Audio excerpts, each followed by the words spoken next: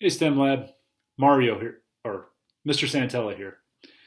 Since we're close to Halloween and I can't wear my costume to school, I figured this was a good time to show you how hard I've worked on this mustache. Right? Fits the outfit perfect. There's my costume. Anyways, let's get into cultures of dignity. Anger. Anger is an emotion that everybody has felt and will continue to feel at some point. After this lesson, I'm hoping you have a better understanding of how anger works in our brain, why we have anger, and how to step away from an event or situation that makes you angry, calm down, and then go and be able to problem solve whatever it was that made you angry. Now, angry is a confusing emotion, right? When we get angry, sometimes we'll say something or do something that is totally out of character. We might say something to somebody that we love that makes them think we don't care for them, or we might break something that is important to us when we're angry. And afterwards, I know at least with me, I'm usually reflect and I'm like, why did I say that? Why did I do that? So that's the confusing part about anger. So hopefully, this lesson will help you understand or make anger less confusing. So what's going on in your brain, and this is with really any emotion, is there's an event that happens, you interpret that event, and then when you put them together, a certain emotion comes out that fits the situation. With anger, here's what happens. You experience an event. Your brain processes and sends signals to your brain's limbic system. The limbic part of your brain deals with emotions. Okay? That's what it's in charge of, or the emotions that you feel. Feeling angry is a result of your brain perceiving a physical or emotional threat. When that happens, our brain sends a distress signal. Your brain sends chemicals to the rest of your body telling it to protect itself. So, anger is really a way that we protect ourselves from what we perceive as either a physical or emotional threat. So, the purpose of anger, why it's a good thing. So, anger's function is to identify physical or emotional threats to your well being. The brain processes getting punched the same way as it processes an emotional threat. So, getting in a physical fight or thinking someone is going to punch you, your brain sees that the exact same way as someone calling you a name or just being really mean to you, right? No matter what, your brain is going to tell your body you need to protect yourself. So, anger is a self protective emotion. So, when anger is hard, it can cloud your vision. And I don't mean like you're going to go blind, right? That kind of vision. It really clouds your judgment, it clouds your ability to think clearly, to think rationally, to problem solve. When you're angry, the part of your brain that you need to problem solve, and then the limbic system, the part of your brain that's your emotions, they're not communicating. The communication is shut down because all your body is worried about is protecting yourself. Since your brain sees anger as a function of self protection, it can make it hard to manage yourself in the moment. Like I said, sometimes we do things we would never do. But when we get angry, for some reason, this other person comes out of us and we do things that are totally out of character. When we're feeling a lot of anger, it can be difficult to stop and think about others because our body is sending our brain chemicals to focus mainly on ourselves. Again, it's all about us. When we're angry, it's all about us. So in that moment, we can come across as we don't care about the other people we're so mad at. Again, you might say something to your sister, your mom, your dad, your cousin, your best friend that you would never say if you weren't angry. Now, that's not giving you an excuse. It still hurts, and you need to make sure that you restore, what has happened because of that anger. But this is an explanation of why it happens. Anger is so powerful that it can make us feel like we're right and everyone else is wrong. Right? In that moment, when you are angry, you feel everybody is against you, everybody is wrong, I am right. It can shut down communication and escalate conflict, right? When you have two people that are angry at each other, they're not going to be able to communicate in an effective way. And actually, the communicating they're doing is usually making the other one angry. So they're just making the situation worse. And sometimes that can even happen when only one person is angry and the other person is really trying to calm them down, but the person that's angry doesn't hear that. They still think of it as a threat. They still think they're right and that person is wrong. So none of these things make the reason we're angry in the first place go away. It's still there. And in order to get it to go away, we've got to have some tools that we can use. All right, is it really anger? Anger is an iceberg emotion. So let me explain what that means. So here's an iceberg.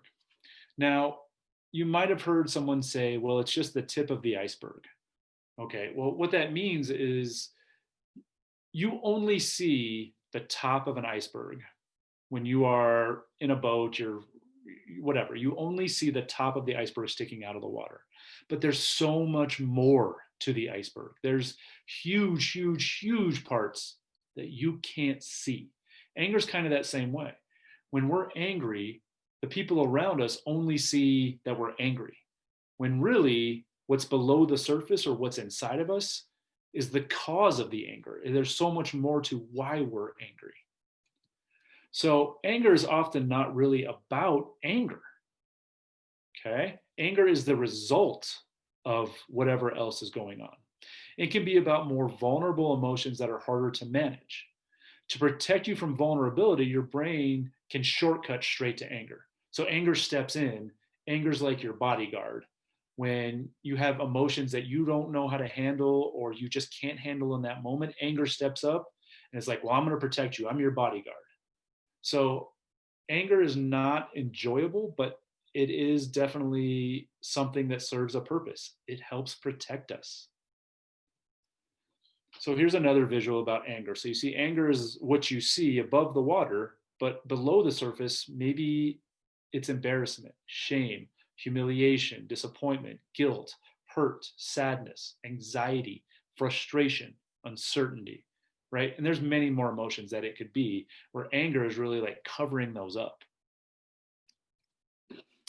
All right, so processing anger options. I talked about having some tools to help you get through those moments when you are angry. I've got 3 that I'm going to show you. This one here is my go-to now as an adult. And then another one I'm going to show you I used a lot when I was younger. So I use this one a lot. Get some space from the person or event that is upsetting you, right? And then this quote that is in this speech bubble here, I'm too angry right now to think clearly. I'm going to calm down and get back to you. That way I'll be a better listener. Very important word there, listener, okay? I have to step away. I have to use some tools to calm myself down. It's usually I do some breathing exercises. Physical activity really helps me calm down as well. But then you can't just leave it. You got to go back and address the issue. But in order to really address the issue, you've got to be able to listen. And I know for me, when I am super angry, I just don't even want to hear what anybody else is saying because, as I had said earlier, you feel like you're right and everybody else is wrong. So why would I even listen to you? You're wrong. Okay. So calming down, getting away enables you to be a better listener when you need to be. Here's one that I used a lot when I was younger, is journaling, right? So get a quiet spot and write down what happened and the reasons you're angry. So I used to journal a lot and it used to just help me to see the words and to just like get them out. Okay. Have them on paper. It helped me get that out of my brain and onto paper. So now I could really think, reflect on what had happened and, why it happened. And it helped me kind of process everything that had made me angry so that when I'm ready to go back and discuss it, I kind of have some notes on it. So that helped me a lot. And then last, this may sound crazy, but just naming it, right? I'm angry. Now this happened. This is helpful with a lot of emotions. I'm just so sad. I'm disappointed. I'm super anxious, right? Oh my God, I'm so excited. I cannot wait. My birthday's coming up. I cannot wait. Okay. So naming that emotion and actually saying it out loud is another way to kind of get it out and you're owning that emotion. All right. So you want to tell someone you're angry. Amazing, right? Here are some things that you need to be able to understand. If you feel safe, tell the person exactly what you didn't like and what you want instead. Own up to anything you did that contributed to the problem. Now, remember, you can't do that until you have calmed down. So you can't go from angry to doing that right there. You have to use a strategy to calm yourself down. When you calm yourself down, the part of your brain that helps you reason, problem solve, and have meaningful conversations is ready to go. It's communicating again with that limbic system. But when you are not in that, when that limbic system is the only part of your brain that's working, you are not able to do that. You're not able to reflect on what part did you have in this. All right, be ready to listen to the other side of the story. Again, that listening piece is so important. You've got to be able to look at the other person's perspective and see why they got angry too, because you might be the one who upset them. They might be the angry one, and you were the one who was maybe trying to calm them down, right? Anger isn't always you being angry. Maybe you're involved in a situation that made somebody else angry, okay? And affirm your personal boundaries and respect the other person's perspective and personal boundaries. So affirm means you don't let go. You still hold on to your personal boundaries, right? But like I said, you still need to respect the other person's personal boundaries as well, but also their perspective. Put yourself in their shoes. Why did they get angry? You might not have thought that what you did was reason enough for them to get angry, but you don't know that until you put yourself in their shoes or you ask them to explain. But if you ask them to explain, then you've got to be ready to listen. All right. We're going to go ahead and watch a quick video that will explain probably better than I did what anger is and how our brain handles emotions. All right, here we go. Kids want to know. Imagine that you really want to play soccer at lunchtime, but when the bell rings, you can't find your shoes. When you finally get out to the field, the teams have been picked and it's too late for you to play. Maybe you got so mad that this small problem became a big problem in an instant. When we lose control of our emotions like this, we can call it flipping your lid, kind of like the way a pot might do if it was too full and too hot. A little while later, after you've cooled down, you might even feel sad when you realize that when you had a big reaction to a little problem, you could have hurt someone's feelings. What if I told you that this happens to everyone? Your parents, friends, teachers, and everyone else you know can flip their lid and lose control of their emotions sometimes. We all need to work on managing our feelings. Have you ever wondered why we can have such a hard time keeping our emotions under control?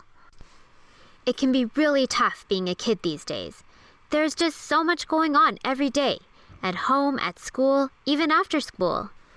Sometimes it's hard to keep a lid on things, and we act in ways that are not kind or caring, even though we don't mean to be hurtful.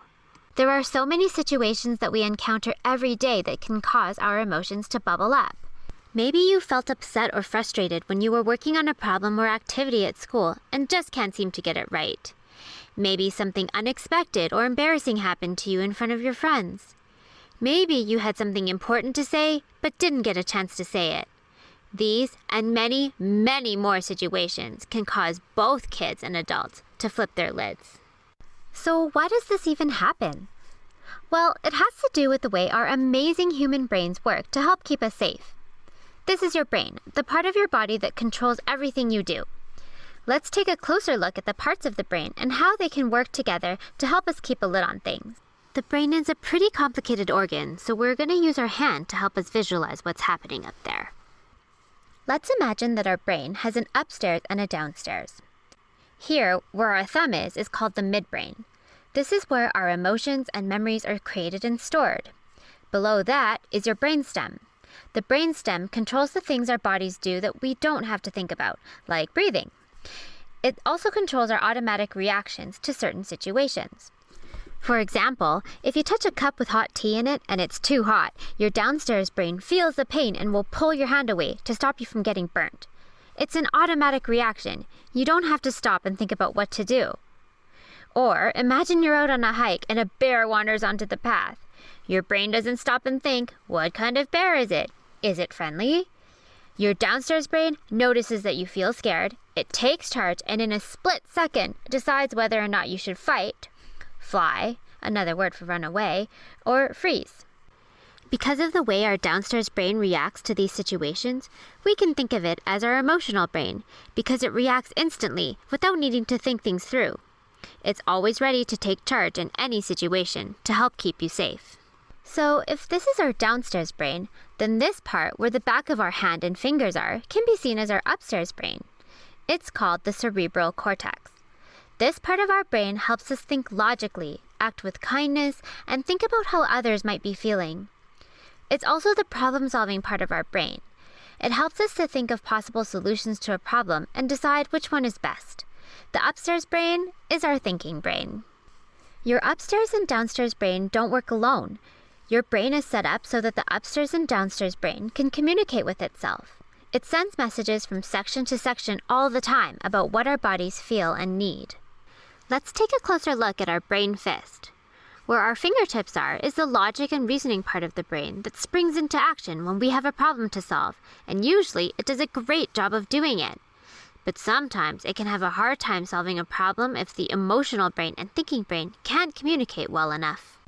This can happen if your emotions get too overwhelming and your downstairs brain decides that this situation might be dangerous, even if it isn't really. And we all know what happens when our downstairs brain thinks you're in danger. It triggers our fight, flight, or freeze reflex. Our emotions start to bubble up, and then suddenly everything boils over. We flip our lids.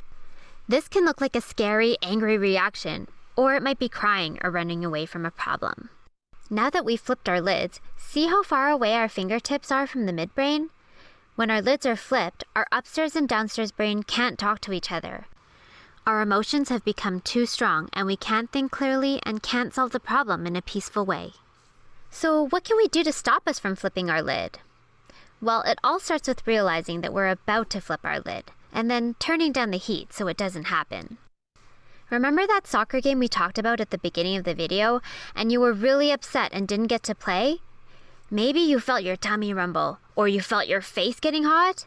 Did your heart start to pound, and did you feel your hands start to clench? Were you frustrated, disappointed, and angry? These types of strong feelings are all indicators that you might be close to flipping your lid. If you feel this start to happen, it's a good idea to walk away, take some deep breaths, and look for an adult to talk to before you flip your lid. It might be a parent, grandparent, coach, teacher, or another trusted adult nearby. They can help you with strategies to solve the problem once you've calmed down enough for your upstairs brain to be ready to do some peaceful problem solving.